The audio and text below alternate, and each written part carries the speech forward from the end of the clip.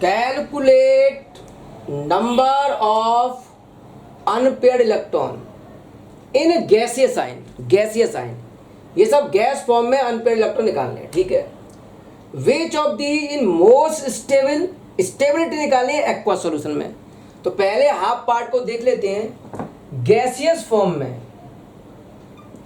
Gaseous form में unpaired electron manganese 25, argon 18, 3d 4s2 3d5 +3 करना है आपको। तो 2 इलेक्ट्रॉन यहां से गए, 1 यहां से, 3 करने निकालने, 3 निकालने, 2 यहां से गए, 1 यहां से, तो ये बचा 3d4। डी में अनपेयर्ड इलेक्ट्रॉन भर के देखो, 1 2 3 4 अनपेयर्ड इलेक्ट्रॉन कितने हैं? 4। ओके, अब आ जाइए क्रोमियम पर। पहला केस हो गया क्रोमियम 24, आर्गन 18, 3d4s1 3d5, ये इसका कॉन्फ़िगरेशन है। +3 करना है, 3 इलेक्ट्रॉन निकालने हैं आपको। 1 यहां से जाएगा, 2 यहां से, 1 यहां से, 1 यहां से, 1 यहां से, ध्यान सुनो, 1 यहां से और 2 यहां से, तो 3d3 बचा। ओके, तो अनपेयर्ड इलेक्ट्रॉन कितने आए? 1 2 3, तो अनपेयर्ड इलेक्ट्रॉन आए यहां 3।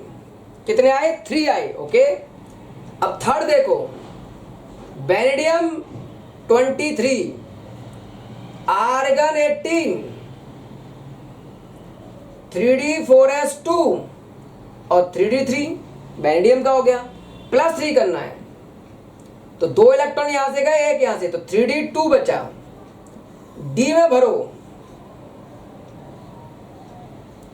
1 2 अनपेयर्ड इलेक्ट्रॉन कितने आए? 2। फोर्थ देखो, टाइटेनियम Ti 22, आर्गन 18, 3d4s2, 18 2 20 और 2 22 करना, +3 है। 2 यहां से गए, 1 यहां से, तो 3d1 आया। कितने अनपेयर्ड इलेक्ट्रॉन हुए? 1 अनपेयर्ड। तो अनपेयर्ड इलेक्ट्रॉन की संख्या मैंने इन सब में बता दी, यहां तक तो समझ में आ गया। अब प्रॉब्लम ये है, स्टेबिलिटी पूछ रहा है। देखो, अगर ये गैसियस फॉर्म में स्टेबिलिटी पूछता है, मैं दोनों लिख रहा हूं, ध्यान से समझना। स्टेबिलिटी इन गैसियस फॉर्म तो आसान है। स्टेबिलिटी गैसियस फॉर्म में तो आसान है। कैसे? यहां 4 अनपेयर्ड है, यहां 3 है, यहां 2 है, यहां 1। अनपेयर्ड इलेक्ट्रॉन सबसे कम है टाइटेनियम में, तो सबसे कम स्टेबल होगा टाइटेनियम। उससे ज्यादा स्टेबल होगा वेनेडियम, उससे ज्यादा स्टेबल होगा क्रोमियम, और उससे ज्यादा स्टेबल होगा मैग्नीज। अनपेयर्ड इलेक्ट्रॉन की सीधी सीधी संख्या देखकर हमने लिख दिया स्टेबिलिटी इन गैसियस फॉर्म। लेकिन उसने पूछी है स्टेबिलिटी एक्वस फॉर्म में। एक्वस फॉर्म में स्टेबिलिटी निकालने का तरीका अलग है, देखते हैं क्या है। Stability in aqueous form, stability in aqueous form. देखो, केवल स्टेबिलिटी निकालने के लिए ही ये कंसेप्ट होता है एक्वस फॉर्म में, और कुछ निकालने के लिए नहीं। अनपेयर्ड इलेक्ट्रॉन वगैरह कुछ भी निकालने के लिए नहीं। स्टेबिलिटी इन एक्वस फॉर्म निकालते हैं भाई क्रिस्टल फील्ड थ्योरी। भाई क्रिस्टल फील्ड थ्योरी, तो क्रिस्टल फील्ड थ्योरी क्या था? यहां मैं लिख देता हूं, यहां इलेक्ट्रॉन थे आपके d4। ओके, तो क्रिस्टल फील्ड थ्योरी में मैंने बताया था ऐसे लिखते हैं T2g और ऊपर लिखते हैं Eg लेवल। ओके, अब आपको बनने 4 इलेक्ट्रॉन, तो 1 2 3 स्ट्रॉन्ग मान के भरने हैं। पहले नीचे को कवर करोगे पूरे, तब बाद में ऊपर को। तो 4 इलेक्ट्रॉन है, 1 2 3 और ये 4। तो यहां अनपेयर्ड आए 2, अनपेयर्ड इलेक्ट्रॉन की संख्या 2, यहां लिख दिया 2 अनपेयर्ड आए, यहां ब्रैकेट में लिख देता हूं। ओके, अब D3 में चेक करो, ये हो गया आपका T2g और ऊपर लिख दिया मैंने Eg। ओके, चेक करो आ रहा है, ठीक है। 3 इलेक्ट्रॉन है तो 1 2 3 कितने एम्पियर आए? 3 एम्पियर आए, यहां आए 3 एम्पियर। ओके, इधर आ जाओ, ये मैंने बनाया T2G और ये मैंने बनाया Eg।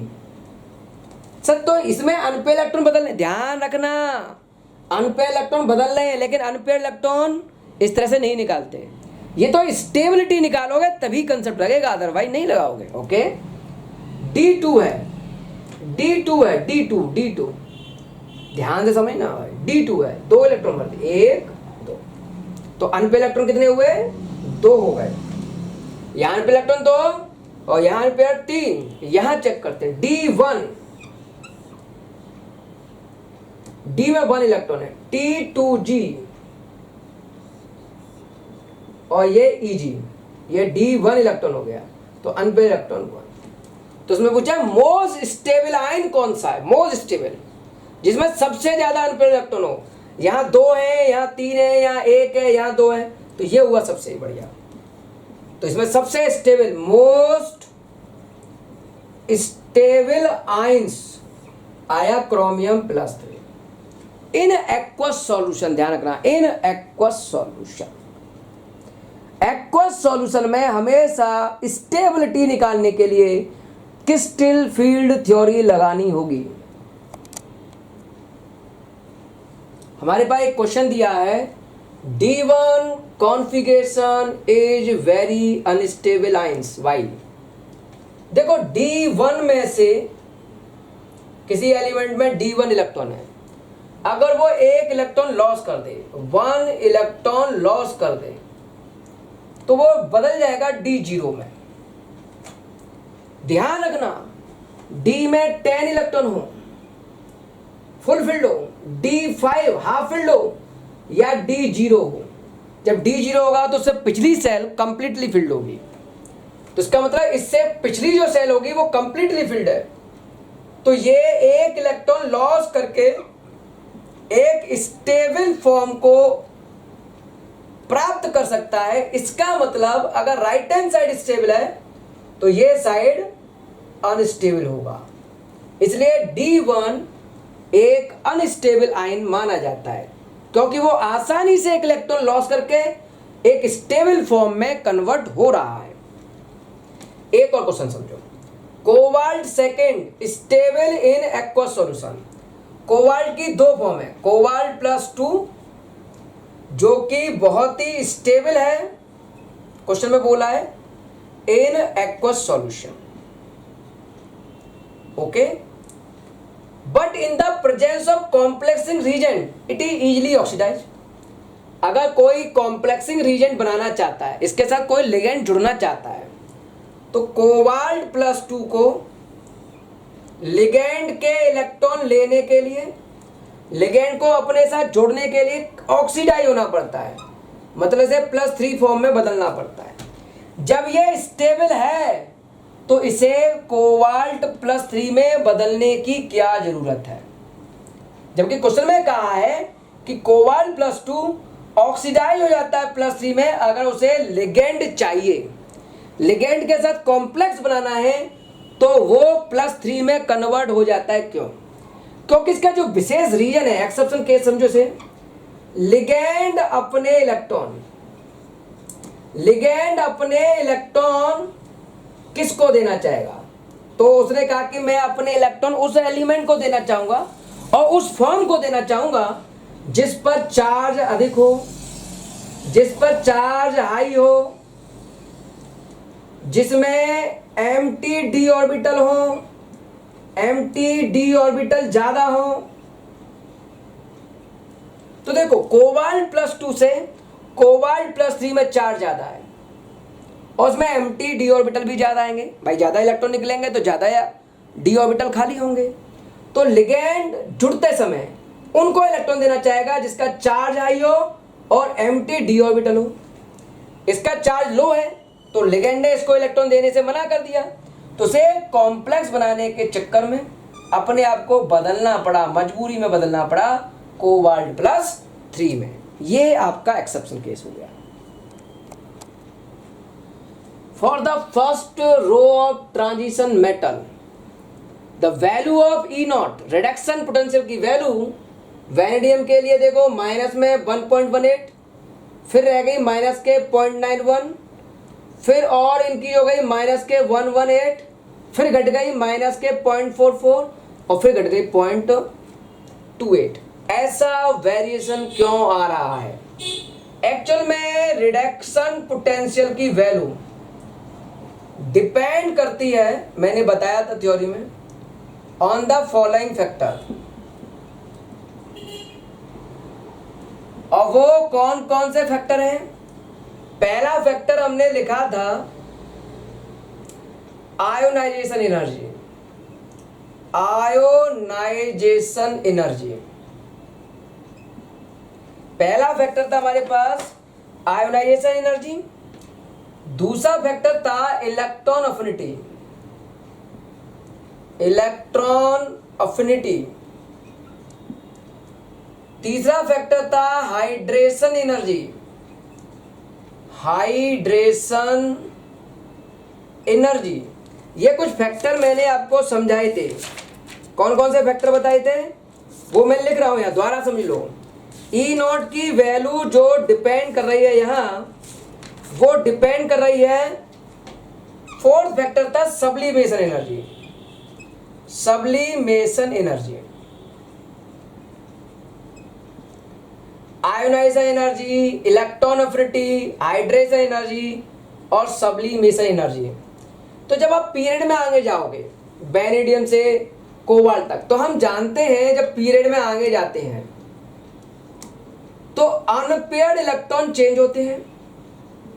अनपेयर्ड इलेक्ट्रॉन लगातार चेंज होते हैं और अनपेयर्ड इलेक्ट्रॉन पर डिपेंड करती है स्टेबिलिटी। उधर D0, D10 और D5 पहले से ही स्टेबल माने गए हैं। तो स्टेबिलिटी अगर बदलेगी, अनपेयर्ड इलेक्ट्रॉन बदलेंगे तो स्टेबिलिटी चेंज होगी, और स्टेबिलिटी चेंज होगी तो उसमें से इलेक्ट्रॉन निकालना का जो तरीका होगा, जो एनर्जी देनी पड़ेगी वो डिफरेंट देनी पड़ेगी।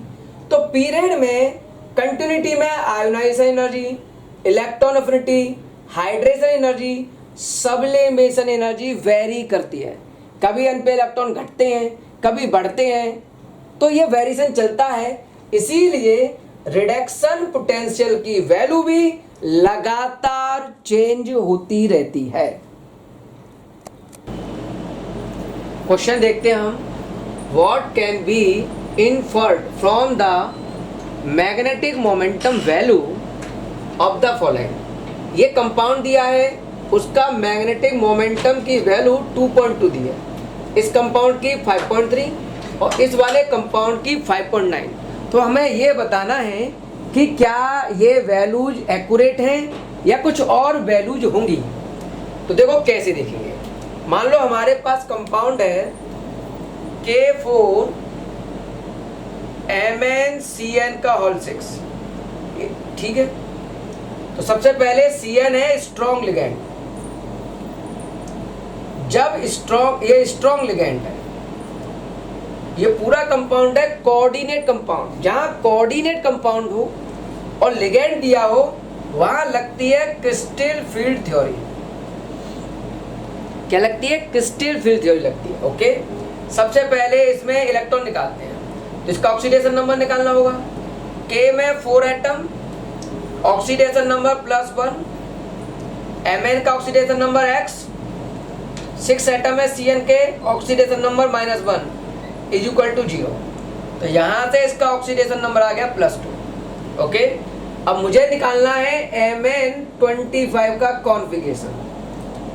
आर्गन 18 3D 4s2, 18 और 2 20 हो गए, 20 हो गए, और 3D 5 करना +2 का है। +2 का करेंगे तो Mn+2, तो यहां से 2 इलेक्ट्रॉन गए और ये हो गया 3D 5। ओके, 5 इलेक्ट्रॉन आ गए इसमें। अब यहां लगानी है क्रिस्टल फील्ड थ्योरी। तो आप क्या करें, यहां लिखें T2G और इस जगह पे लिखे Eg। 5 इलेक्ट्रॉन आपको भरनी है, लेकिन ये है स्ट्रॉन्ग लिगेंड। स्ट्रॉन्ग लिगेंड का तरीका बताया था, 2-2 इलेक्ट्रॉन भरते हैं। तो 2 इलेक्ट्रॉन यहां भरे, देखो कैसे। स्ट्रॉन्ग लिगेंड में 1 2 3, पहले एक एक भर लो। ओके, ऊपर नहीं जाएंगे, अगर स्ट्रॉन्ग है तो ऊपर नहीं जाएंगे, पहले इसी में भरेंगे। तो 3 हो गए, ये 4 और ये 5। ओके, तो यहां अनपेयर्ड आया 1, अनपेयर्ड इलेक्ट्रॉन 1 आ गया। ठीक है, क्रिस्टल फील्ड थ्योरी लगाई है क्योंकि लिगेंड दिया है। अनपेयर्ड इलेक्ट्रॉन के बाद मैग्नेटिक मोमेंटम का फॉर्मूला यहां लिख देता हूं, mu equal to under root n+2। Unpaired electron है 1, तो n की वैल्यू हो गई 1 + 2, तो ये आ गया म्यू की वैल्यू √3 के बराबर। कितना आ गया? √3। इसे सॉल्व कर लेंगे, इससे थोड़ी डिफरेंट वैल्यू आएगी, लगभग में आ जाएगी। चलो ठीक है, यूनिट होती है बीएम, बोहर मैग्नेटॉन। बीएम की फुल फॉर्म बोहर मैग्नेटॉन। समझ में आ रहा है? अब हम बात करते हैं सेकंड एग्जाम्पल की। तो थोड़ा रफ करना पड़ेगा हमको और सेकंड एग्जाम्पल देखना होगा। ठीक है, तो ये मैं रफ कर देता हूं। देखो, ये मैंने रफ कर दिया, ये पूरा रफ कर देता हूं मैं 2 ही दिखाऊंगा, थर्ड आपको करना होगा।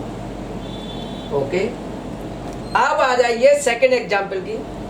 ये आपका Fe(H2O) का होल 6 + 2, इसको x मान लो, +6 वाटर का 0 होता है ऑक्सीडेशन नंबर, इक्वल टू ये चार्ज +2, x इक्वल टू आ गया +2।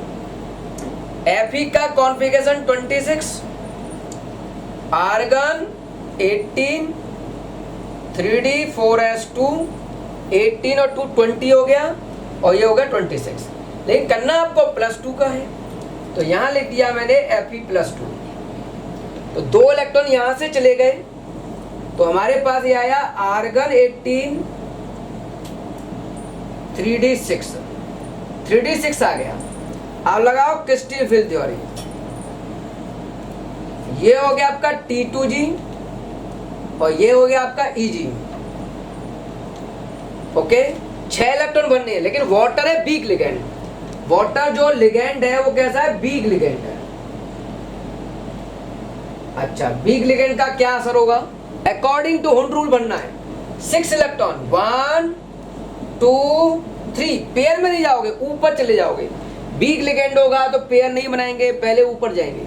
1 2 3 4 5 हो गए, बनने 6 थे, तो वापस यहीं आ गए, तो ये छठवां इलेक्ट्रॉन हो जाएगा। ओके, वीक लिगेंड होगा तो पहले एक एक, फिर यहाँ, फिर वापस। तो अनपेयर्ड इलेक्ट्रॉन देखो 1 2 3 4, unpaired electron 4। Mu equal to under root n+2, तो म्यू इक्वल टू 4 + 2, ये हो गए आपके कितने? 6 × 4 √24 यूनिट भी है। इसे सॉल्व कर लीजिए।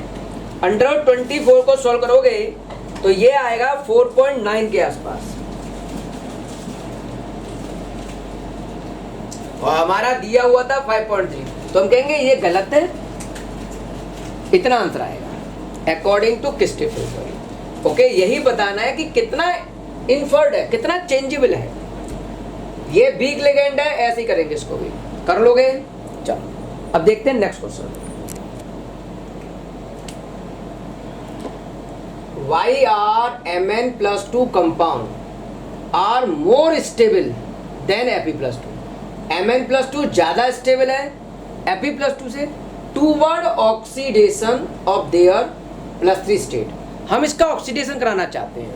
मान लो मैंने Mn+2 का कराया ऑक्सीडेशन, तो ये कन्वर्ट हुआ Mn+3 में, और इधर कराया मैंने Fe+2 का ऑक्सीडेशन, तो ये कन्वर्ट हुआ +3 में, Fe+3। यहाँ हम इसका कॉन्फ़िगरेशन करके देखें। मैग्नीज 25, आर्गन 18, 3d4s2, 18 और 2 20 हो गया, 3d5 करना +2 है। +2 में ये दोनों चले जाएंगे तो क्या आएगा 3d5 इलेक्ट्रॉन हो गए। ओके, यहाँ Fe का करके देखो, Fe26, आर्गन 18, 3d4s2 और ये 26 हो गया। +2 मतलब 2 इलेक्ट्रॉन यहाँ से गए तो ये हो गया d6। अब देखो अनपेयर्ड इलेक्ट्रॉन चेक कर लो, यहाँ d5 है, यहाँ d5 है, तो मैंने यहाँ चेक किया अनपेयर्ड इलेक्ट्रॉन। यहाँ कहीं भी एक्वस नहीं लिखा है, ये ध्यान रखना। एक्वस लिखा होता तो हम क्रिस्टल फील्ड थ्योरी लगाते। 5 इलेक्ट्रॉन भरो, 1 2 3 4 5, अनपेयर्ड इलेक्ट्रॉन 5। यहाँ डी में 6 इलेक्ट्रॉन है, 1 2 3 4 5 और ये 6, अनपेयर्ड इलेक्ट्रॉन 4 है। तो यहाँ अनपेयर्ड इलेक्ट्रॉन ज्यादा है। स्टेबिलिटी किस पर डिपेंड करती है? स्टेबिलिटी, किसी कंपाउंड की stability directly proportional to unpaired electron. अब अनपेयर्ड इलेक्ट्रॉन ज्यादा होंगे तो स्टेबिलिटी ज्यादा होगी, मतलब ये ज्यादा स्टेबल है, तो ये एलिमेंट हो गया स्टेबल। तो स्टेबल है तो उसका ऑक्सीडेशन आसानी से नहीं होगा। Mn+2 more stable then Fe+2, 2 word oxidation, मतलब Mn+2 से Mn+3 बनाना थोड़ा डिफिकल्ट है क्योंकि ये स्टेबल है। ये इसका रीजन है कि भैया इसमें अनपेयर्ड इलेक्ट्रॉन ज्यादा है और ये ज्यादा स्टेबल है, इसका फर्दर ऑक्सीडेशन कराना डिफिकल्ट होगा, मुश्किल होगा।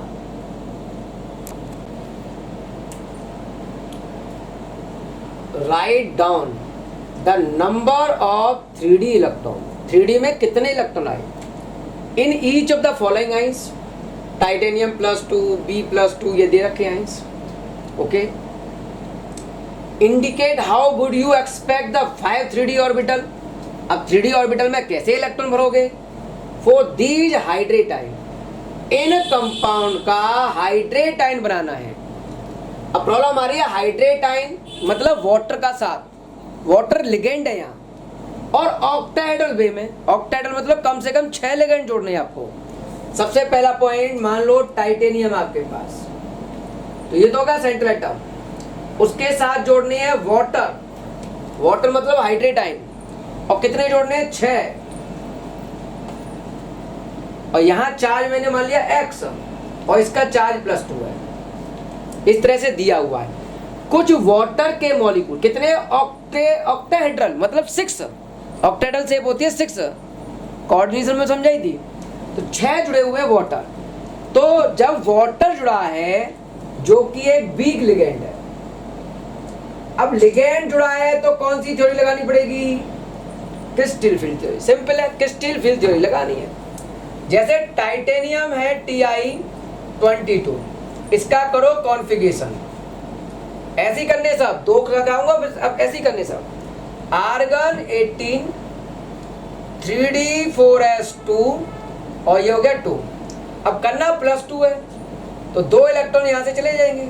मैं यहाँ लिख देता हूँ अलग से Ti+2, तो 2 इलेक्ट्रॉन गए तो ये आया 3d2, ये 3d2 बचा।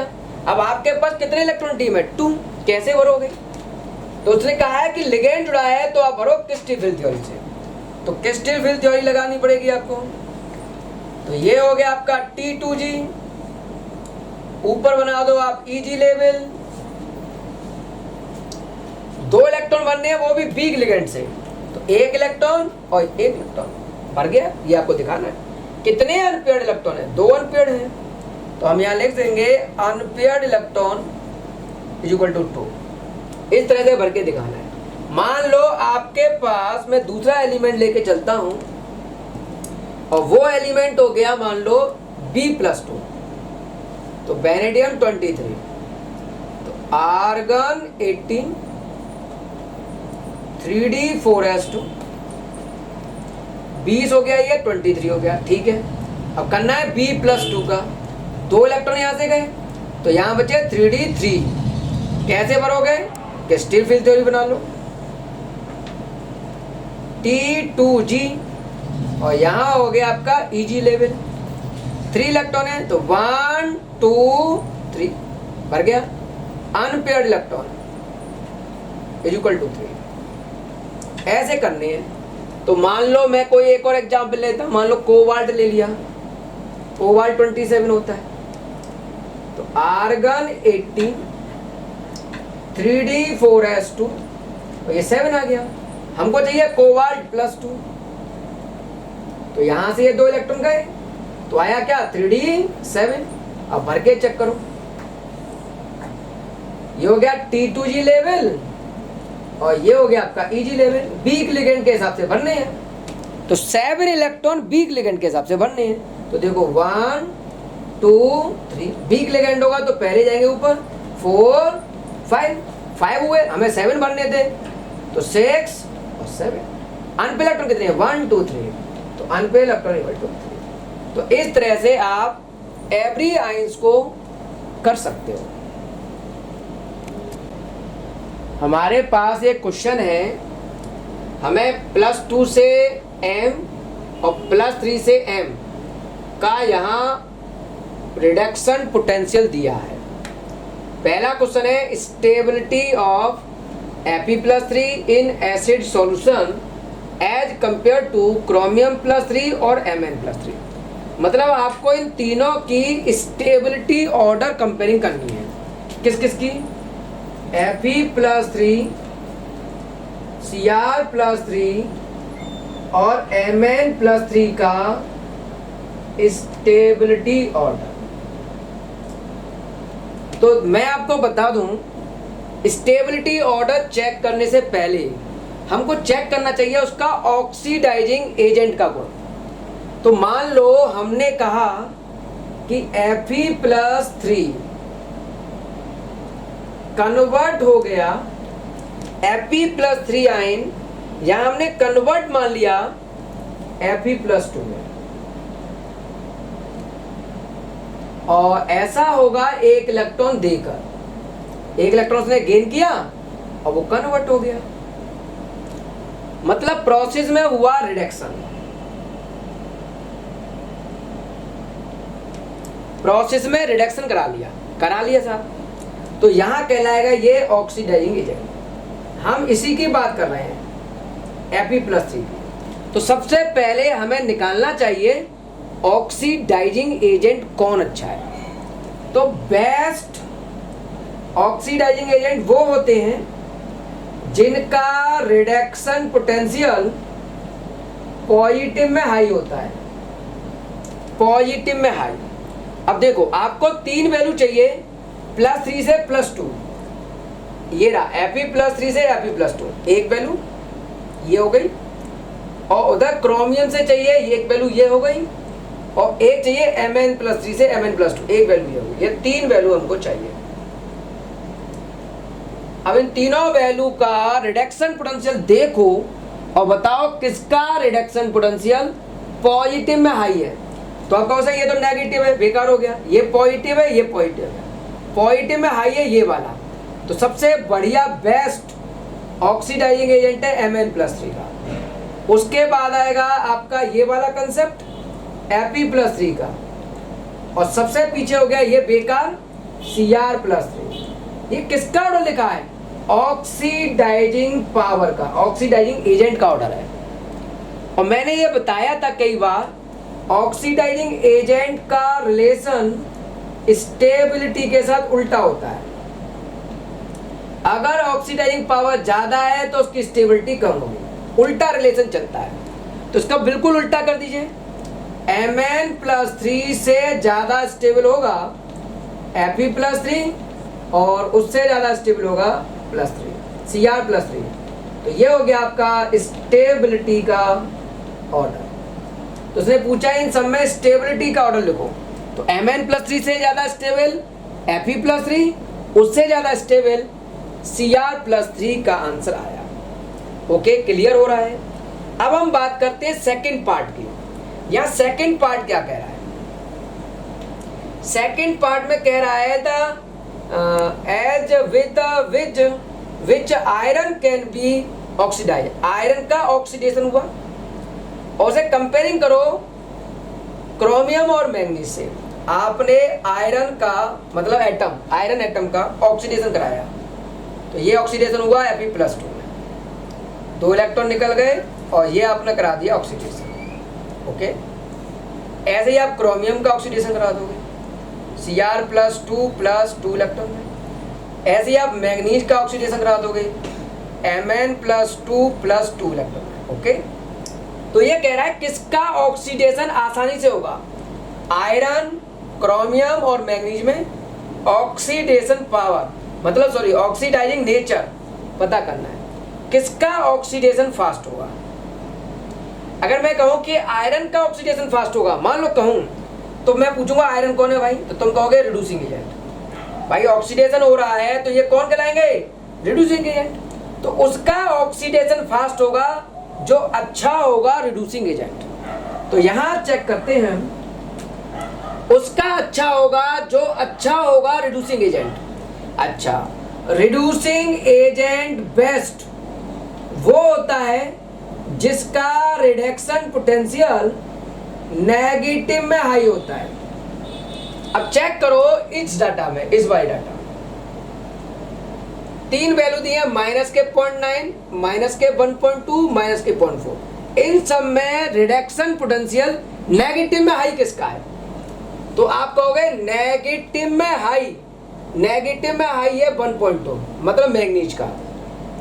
तो सबसे बेस्ट रिड्यूसिंग एजेंट होगा मैग्नीज, उसके बाद क्रोमियम और उसके बाद आयरन। तो अब बताइए इनमें सबसे बेस्ट रिड्यूसिंग एजेंट कौन है, तो आपने कहा Mn। मैं पूछूंगा क्यों, आप कहोगे उसका रिडक्शन पोटेंशियल नेगेटिव में हाई है। जब ये बेस्ट रिड्यूसिंग एजेंट है तो यही तो सबसे पहले ऑक्सीडाइज होगा। तो सबसे पहले ऑक्सीडाइज कौन हुआ, मैग्नीज। ओके, हमारे पास एक क्वेश्चन है, एक्सप्लेन डिस्प्रपोर्शन। डिस्प्रपोर्शन क्या है, एग्जाम्पल देकर एक्सप्लेन करना है। तो मैंने एक सिंपल सा एग्जाम्पल लिया, मान लो कॉपर +1 कन्वर्ट कराया मैंने कॉपर 0 और कॉपर +2। ठीक है, कॉपर की 3 स्टेट हो सकती हैं, 0 +1 +2। तो कॉपर +1 मान लो कन्वर्ट हुआ Cu0 और Cu+2 में। अब चेक करो, Cu+1 से ये बना 0, यहाँ ऑक्सीडेशन नंबर 1 है और यहाँ ऑक्सीडेशन नंबर 0 है। तो ऑक्सीडेशन नंबर 1 से 0 हुआ मतलब घटा, ऑक्सीडेशन नंबर घटा, तो इस प्रोसेस को हम बोलेंगे रिडक्शन। सही बात है। और यहाँ देखो +1 से हुआ ये +2, +1 से +2 ऑक्सीडेशन नंबर बढ़ गया, तो इसे हम बोलेंगे ऑक्सीडेशन। तो एक ऐसी रिडॉक्स प्रोसेस जिसमें एक एलिमेंट का, इस एलिमेंट का ऑक्सीडेशन भी हो रहा है और रिडक्शन भी हो रहा हो, तो ऐसी रिएक्शन को हम बोलते हैं डिस्प्रपोर्शन रिएक्शन। मैं एक और एग्जाम्पल शो कर रहा हूँ, उस एग्जाम्पल को आपको रटना पड़ेगा। 3MnO4 - 2 विद बैलेंस ही लिख दिया, आपको रटना पड़ेगा, +4H+ is equal to 2MnO4 - 1 plus MnO2 और +2H2। ये हमने रिएक्शन लिख दी। ओके, अब इसको थोड़ा समझाने की कोशिश करते हैं, ये थोड़ा आपको रटना पड़ेगा। देखो यहाँ Mn का निकालो ऑक्सीडेशन नंबर, Mn का ऑक्सीडेशन नंबर निकालोगे तो कैसे निकालोगे, इसका मानना पड़ेगा x, 4 O का -2 बराबर -2, x इक्वल टू +6, तो ये आया +6। ओके, यहाँ Mn का निकालो, Mn का मानना पड़ेगा x, 4 ऑक्सीजन का -2 इज इक्वल टू -1, तो x इक्वल टू आया +7। तो ये मैंने +7 मान लिया, +7 मान लिया, बिल्कुल सही आ रहा है। यहाँ Mn का निकालना पड़ेगा x, 2 ऑक्सीजन का -2 बराबर 0, x का आएगा +4, तो ये हो गया +4। अब देखो यहाँ +6 से ये आया यहाँ +7, ऑक्सीडेशन नंबर बढ़ा मतलब हुआ ऑक्सीडेशन, और यहाँ +6 से ये हो गया +4, ऑक्सीडेशन नंबर घटा तो यहाँ हो गया रिडक्शन। तो देखो एक ऐसी रिडॉक्स रिएक्शन जिसमें इस वाले एलिमेंट का ऑक्सीडेशन भी हुआ और इसी एलिमेंट का, सेम एलिमेंट का रिडक्शन भी हुआ, तो उसे बोलेंगे हम डिस्प्रपोर्शनेशन रिएक्शन।